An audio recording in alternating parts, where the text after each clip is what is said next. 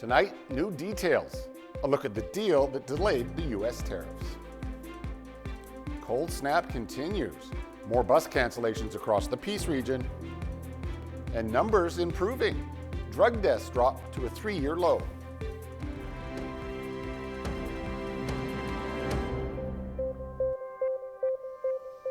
Good evening and thank you for joining us. And we begin tonight with the pause button on tariffs has been pushed for at least the next 30 days. But that does not mean the drama is over. Donald Trump keeps throwing curveballs, leaving Canadians wondering what's next. Mike LeCouture has the details. Canada had already pledged $1.3 billion to bolster the border, and they added $200 million yesterday to fight organized crime. Today, the government was eager to show exactly where that money is going. It's alarming right now. A Canadian border guard shows off a machine that can detect highly toxic drugs. Stopping the flow of the deadly substances was the ask from the U.S., but Canada is also focused on results beyond that. What was our objective yesterday? Stop the tariffs. What's our objective today? Stop the tariffs. Canada managed to do that after presenting U.S. President Donald Trump with an enhanced border plan, including listing Mexican drug cartels as terrorists and a new role that was Canada's idea, according to a senior government source.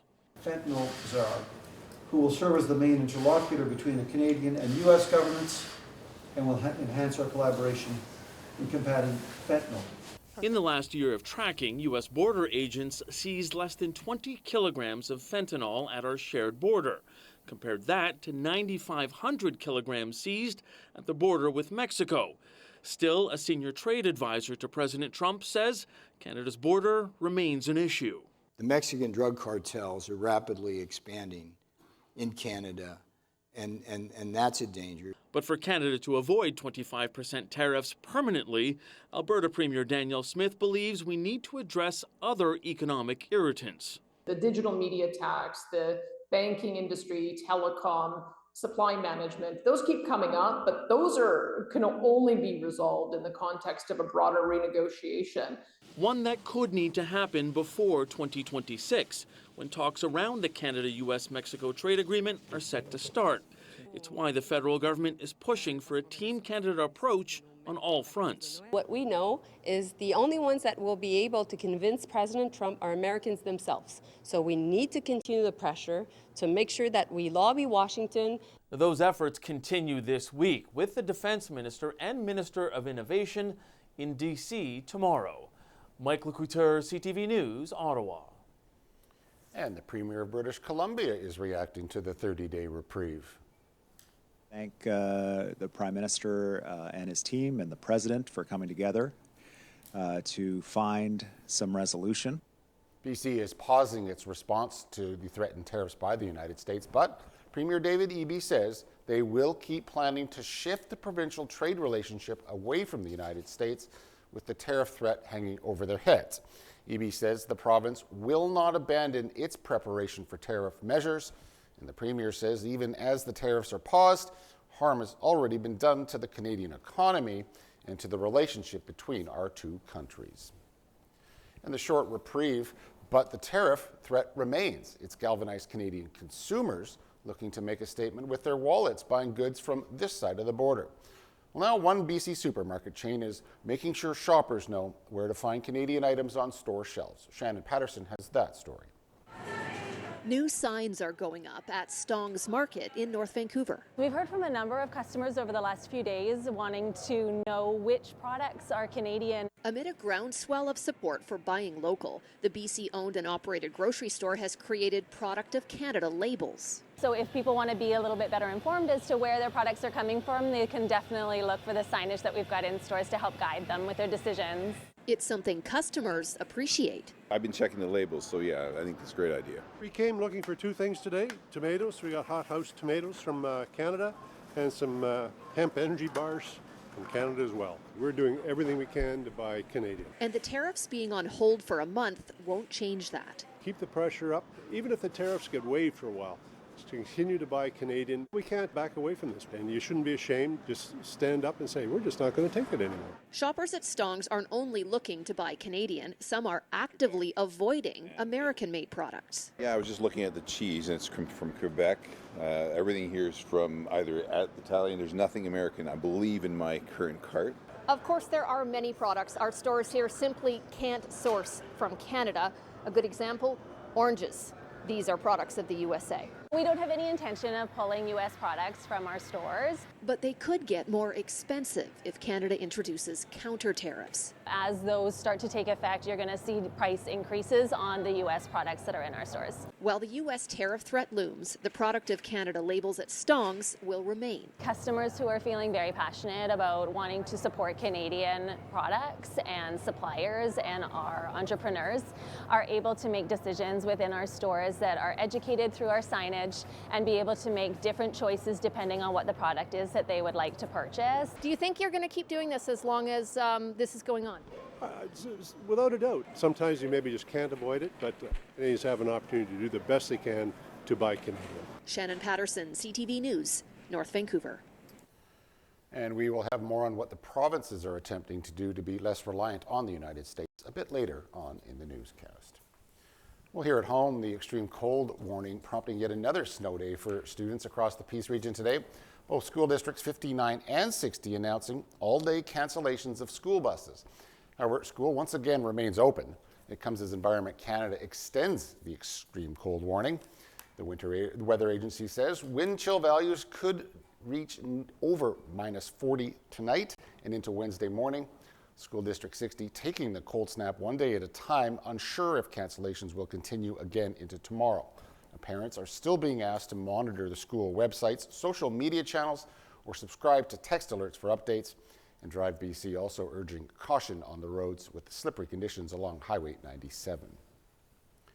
The village of Pouce Coupe will see its water service rate increase by close to 11% beginning in May. The village is citing high operational costs under its third-party water supply agreement for the jump. The agreement is with the city of Dawson Creek, who processes the village's water. Dawson Creek upping its fees on January the 1st. The average household currently paying just over $134 every billing period. If the increase passes, residents will be left paying an extra $87 per year.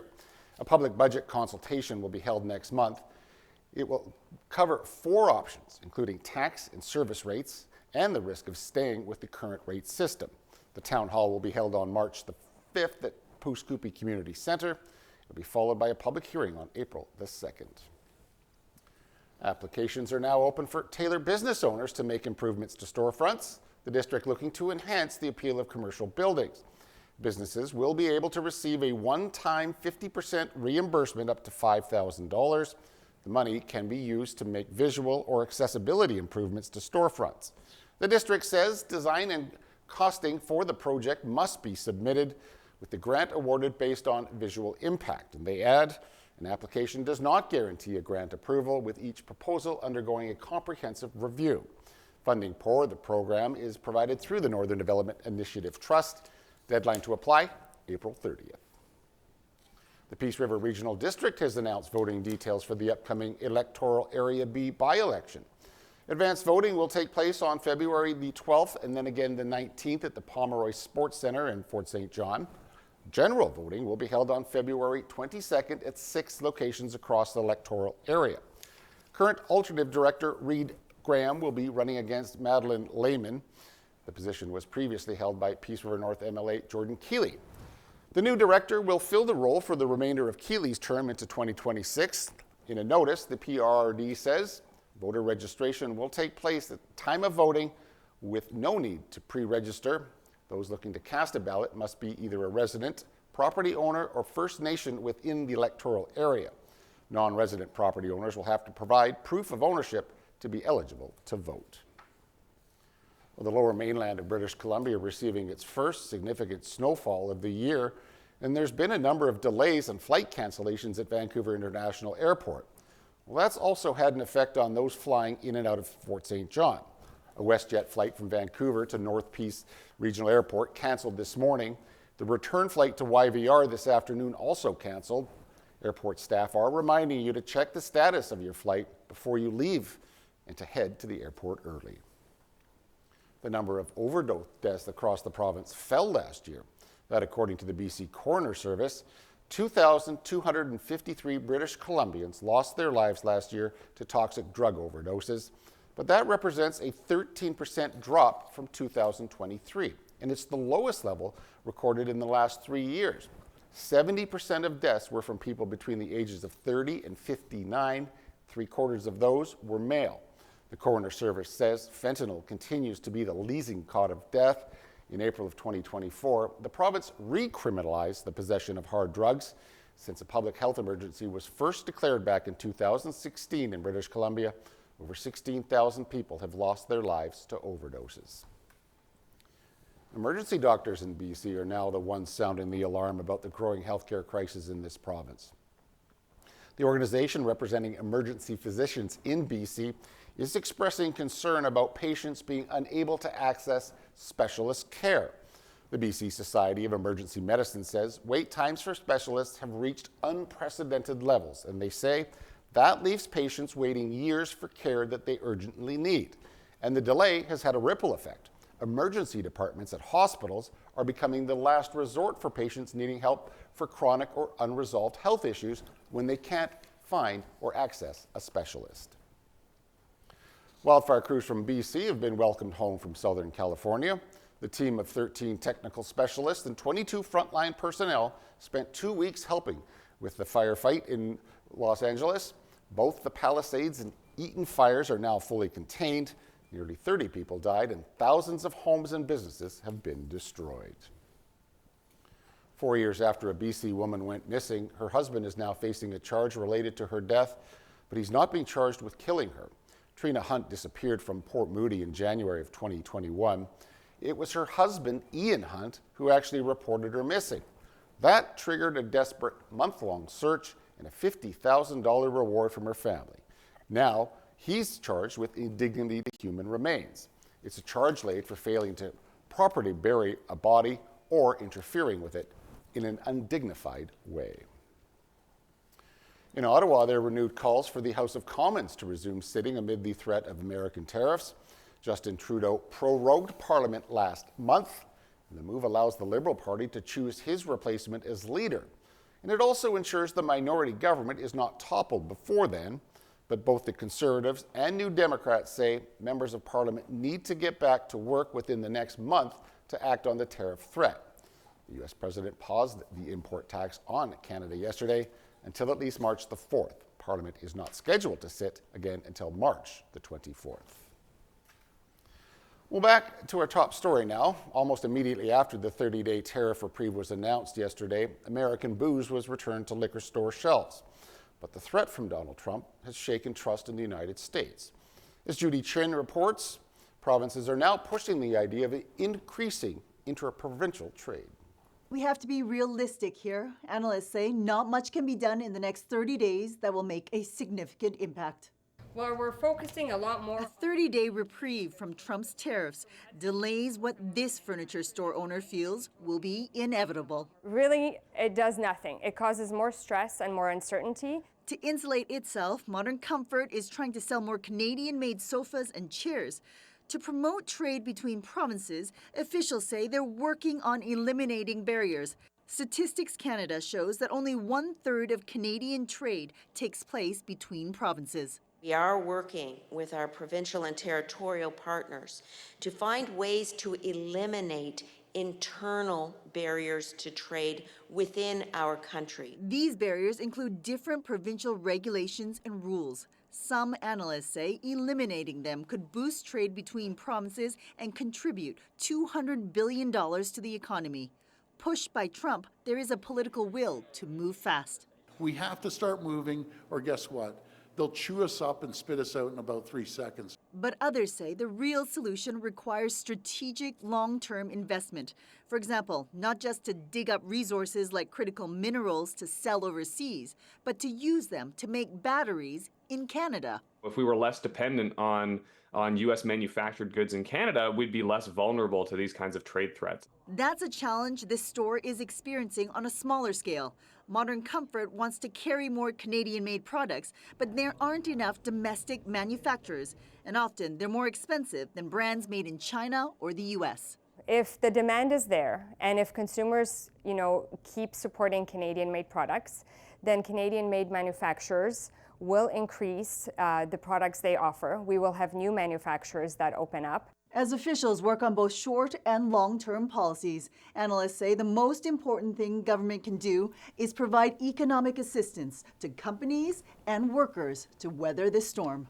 Judy Trin, CTV News, Ottawa.